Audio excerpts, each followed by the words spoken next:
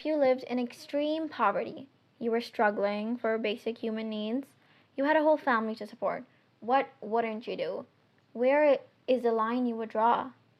Having your child, who's 10 years old, pick up a job in what seems like a wealthy household as a maid seems better than other options, right? Keep your answer in mind and tell me, how would it change if you knew that those same people, the ones your daughter lived and worked for full time, would be the alleged cause of her death? This is the case of 10-year-old domestic worker Sonia and the people who would allegedly take her life. Before we begin today's case, I want to come on here and take a moment to establish a critical note on both legal and ethical boundaries. Firstly, the case that we are discussing today is an active and ongoing legal matter.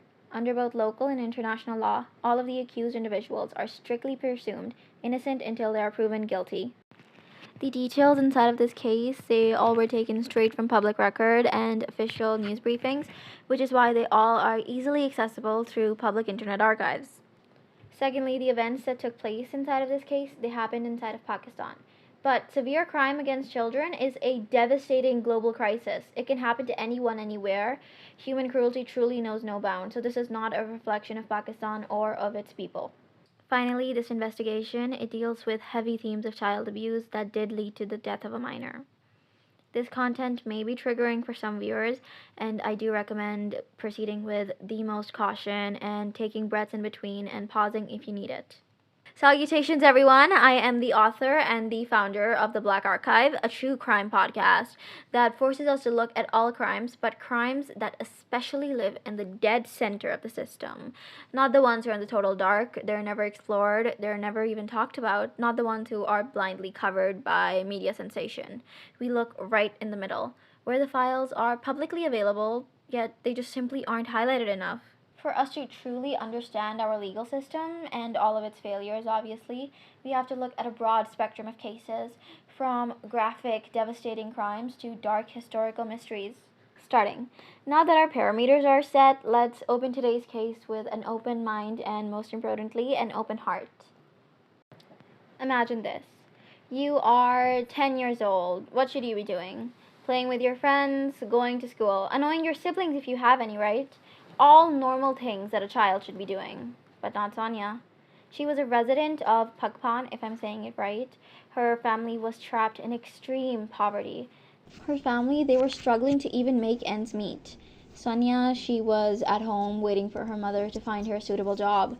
She was 10 years old, but she still wanted to help as much as she could. Sonia's mother, she had been looking for a while, and yes, her daughter was just merely 10 years old. She was not even a teenager yet. She was she was a decade old, right? But her family wasn't well off, and young girls working as house help was incredibly common inside of her area. And honestly, her mother probably thought it would be better off for Sonia. I mean, look, to the outside eye, Sonia, she would be living inside a wealthy household. She would hopefully be getting 3 meals a day. She would have access to air conditioning during the brutal heat waves that happen inside of Pakistan. Those all seemed like massive benefits, right? And then, of course, there would be a little extra money, and that meant they were just as much closer to having spare cash around the house. That meant they could buy the kids gifts, little nickety knacks here and there. Through a relative, Sonia's mom, she was informed that there could be a job waiting for her daughter at Lahore. And then Sonia's mother, she made the toughest decision that any parent could ever make. And she chose to send Sonia to Lahore as a full-time live-in maid.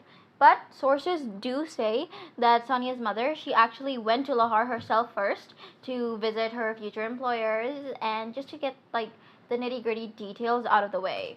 Apparently, the meeting actually went well. Her mother, she came back home with great news for the entire family, and she had also reportedly negotiated a salary of 8,000 rupees. Rupees is, I'll get into that later, but 8,000 rupees PKR a month for her daughter's labor. Now, let's pause for a second and let's talk about currency, specifically Pakistan's currency, because the context here matters so much. In Pakistan, 8,000 rupees is practically nothing for anyone who's like middle class or upper class, okay?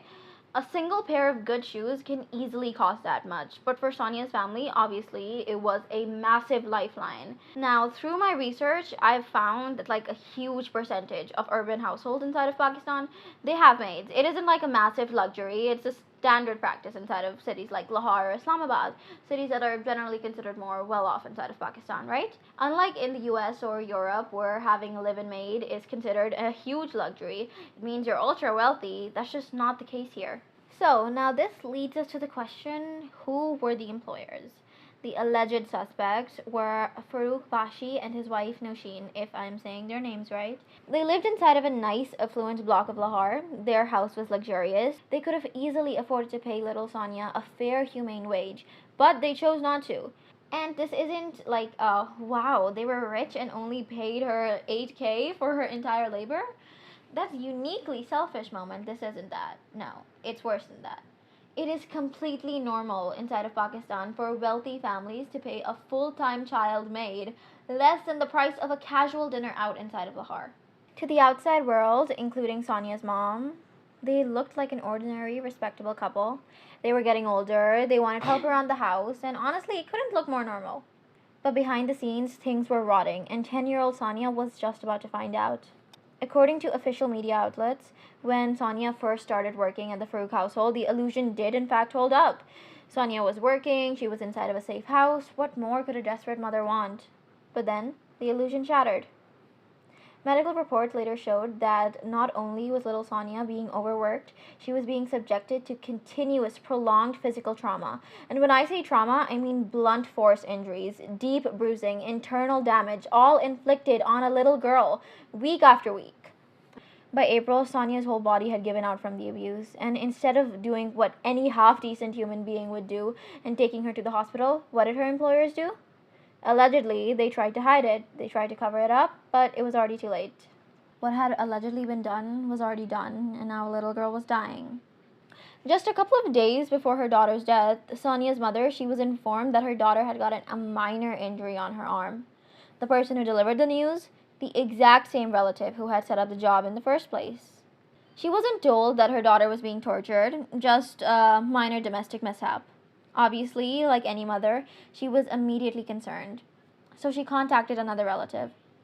That relative was located closer and she asked him to visit the house.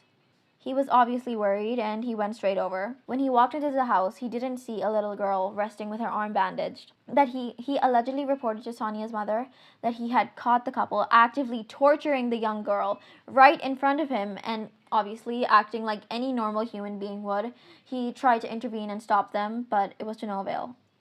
The couple did not care. Allegedly, they didn't even show a flicker of fear that an outside witness had just caught them red-handed. They simply used their physical power to throw him outside of the house, locked the gates right in his face, and went right back to torturing young Sonia.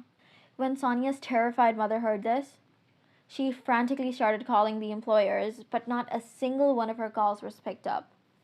They completely ghosted her. On April 11th at around 12:30 p.m., the heartbreaking news was dropped. Sonia had succumbed to her injuries.